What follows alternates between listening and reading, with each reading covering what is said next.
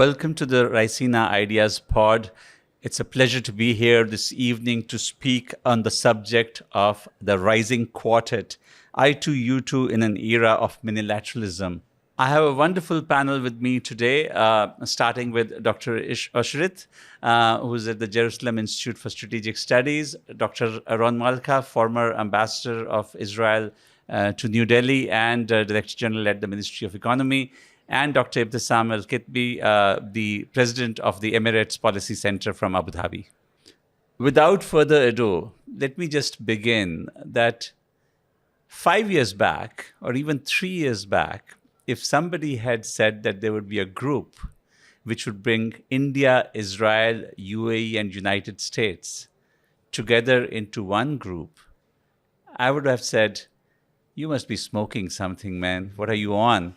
Because if it were not for the Abraham Accords, the four countries wouldn't have been together.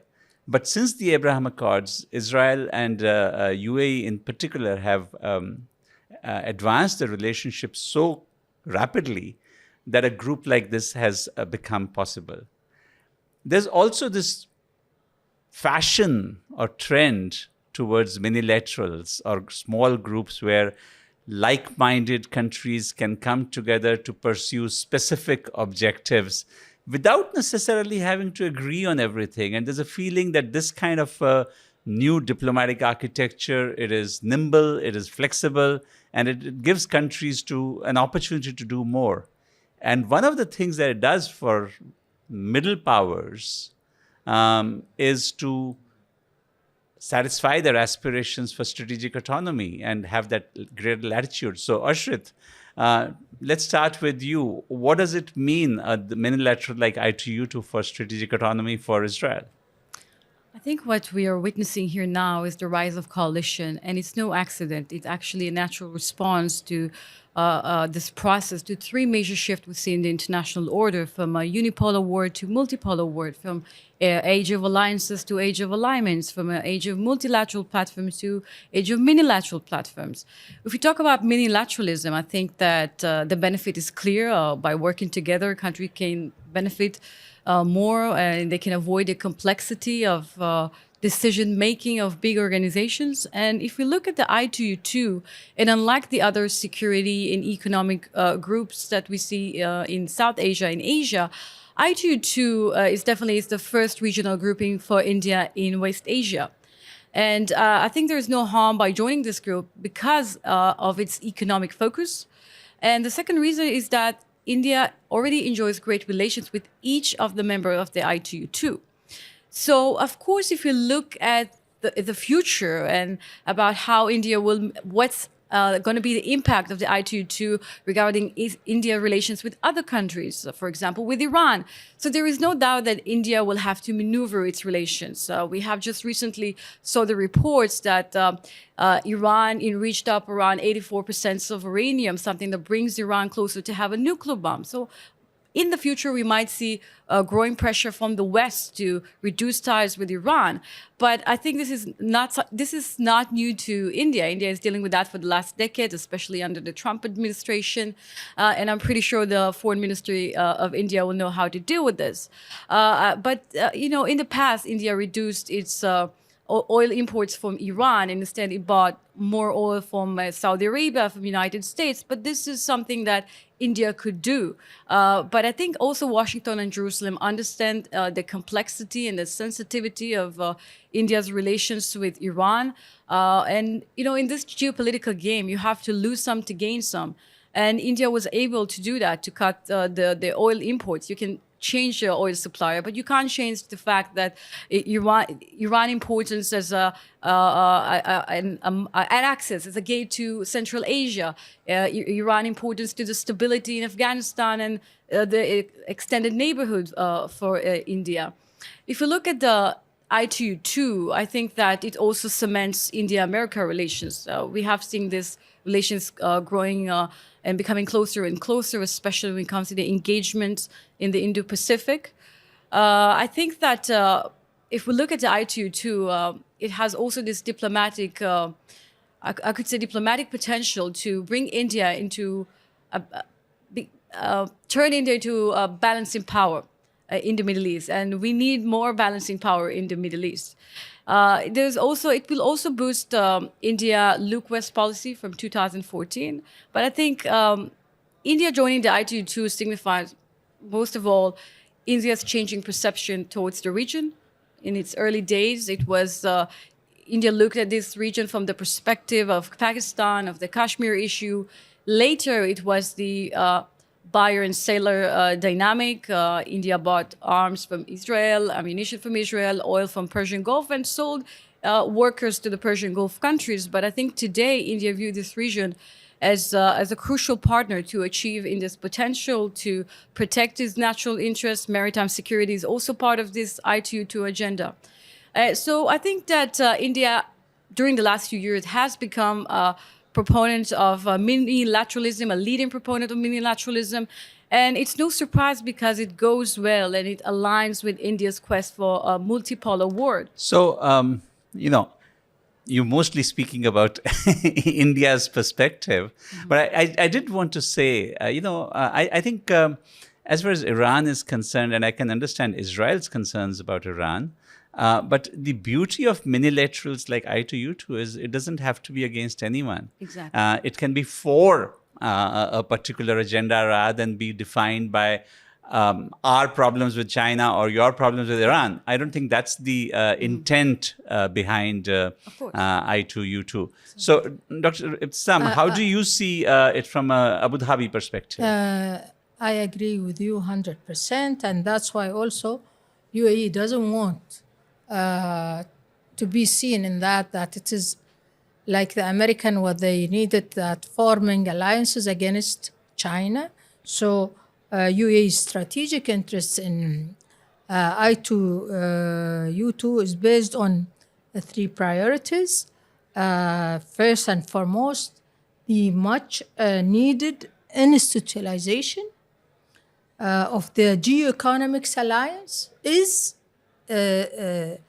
already making. The second, the need to change the mental map that fails to connect the Middle East with South Asia. That it shows that South Asia is totally different region, and Middle East is totally different region. And finally, the need to see the sequencing of and symbolic connection between geoeconomics and geopolitics in terms of dynamics. So the ultimate UAE vision is that such complementary will make the I2U2 an attractive model for geoeconomic minilateralism that will gain geopolitical relevance soon, with the potential inclusion of partners such like Saudi Arabia, Egypt, Indonesia, and also United Kingdom. So this is, the more you get more members, this is also, it shows how much this model is attractive and dynamic. This is what UAE are looking for. Well, I like the ambition that you've stated. I would say that it's barely a toddler yet. It's only a year and a bit old. So let it grow up a little bit before we think of adding more members. But Ambassador Malka, what's the view from Tel Aviv? Well, for Tel Aviv, for Israel, first and foremost, the I2U2 demonstrate the impact of the Abraham Accords. It's a direct impact, direct outcome of the Abraham Accords. The hope that the Abraham Accords brings to the region, and not only to the region. It's much wider, and then that's how India is stepping in. For us, it's really a good opportunity to unlock the great potential of the Middle East. We, from our perspective, see it as an opportunity to show other countries in the Middle East, I think this is also from the UAE perspective, how much benefit we can bring if we collaborate, if we work together as a region, if we see the needs of the whole region and contribute and bring benefit to all the region. It will ease tension, it will bring some others to the table. And I think if there's something that COVID taught us, it's that countries cannot anymore bolt themselves to their boundaries.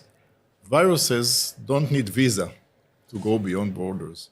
And we understand that if there is a war in Europe between Ukraine and Russia, there'll be a scarcity maybe of food and energy in other places in the world which are much distant. So we understand that this kind of collaboration should happen.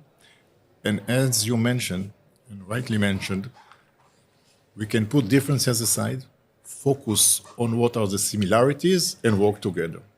And I think this kind of multilateralism will work and will work very good in the Middle East, because we know now that there are in the Middle East a whole younger generation that still don't see a future to look for. We can provide it through these platforms.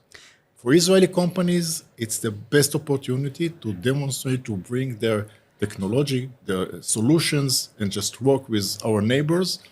And once this will be a successful story, other countries, other partners will want to join us on this platform.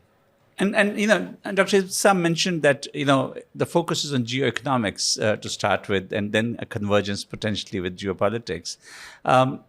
From the first summit, the statements are very clear that this is an entity where governments will try and facilitate greater cooperation, collaboration between private sector. 6 specific sectors were identified, and in the 2 of them, clean energy and food security, very, very specific projects to be located in India were also identified. So economics is going to be a big part of I2U2 as we go forward. Oshrit, how do you see this moving? And a quick answer, please, because we'll be short of time. Okay. So I think you're right. It's still a new group. It lacks a mechanism. This is one of the problems. But like all other minilateral groupings, they are voluntarily, they lack a legally binding, not legally binding. And one of the problems is how you're going to create a continuation for all this process. So I know from that all governments today are trying to add volume to this initiative by adding more projects. And of course, challenges are there, but because all governments and all members have interest, I'm pretty sure and I'm pretty confident that it doesn't matter which government will be in power, we will see a continuation of this initiative. And Ron, do you see stronger trilateral cooperation emerging between India, UAE, Israel as a result of the architecture that we're putting into place? Yes, for sure. This is something that we expected that will happen after the Abraham Accords, and we saw it happening very, very fast, very rapid. And we see now many these kind of collaborations. What is very special, and of course brings so much hope, is the fact that each one of these countries have a different relative advantage, comparative advantage that they bring to the table. So each one brings another added value. Think of Israeli brings technology, India brings its technology and its capacity for mass production, UAE, which is very advanced in technology, and of course has funds that they can bring to the table. And together, each one brings its, of course, different capabilities, and the integration of these capabilities creates so much synergy. So I think that this platform will see more and more success stories, more and more companies from the private sector, and of course organizations also from the public sector will come in and we collaborate. And these success stories, this benefit that we will bring to the region will ease tensions, because that's what we see. Economic success is tensions. And in a sense, we've seen a bit of that. The first food security project, which is something that matters to all our countries. UAE is investing $2 billion into it through one of its sovereign wealth funds. Israelis are providing the technology. It's the perfect marriage to happen. Dr. Ketbi, other areas that you see in terms of advancing the collaboration? Yeah, the 3 countries, they have the dynamic economic and the dynamic private sector, which can also move food security, and we are facing that what Ron mentioned about the pandemics, and this is how to prevent that kind of pandemics in terms of vaccination, prevent. This is the healthcare need to be take care in these three countries, which is we can avoid what we had with the COVID. Well, let me say that ORF has done a special report on I2U2 with the papers from 12 contributors, including Dr. Ketbi and Ambassador Malka, and we'll share the contact details and the address from where the report can be downloaded. Thank you very much for joining us on Raisina Ideas Pod.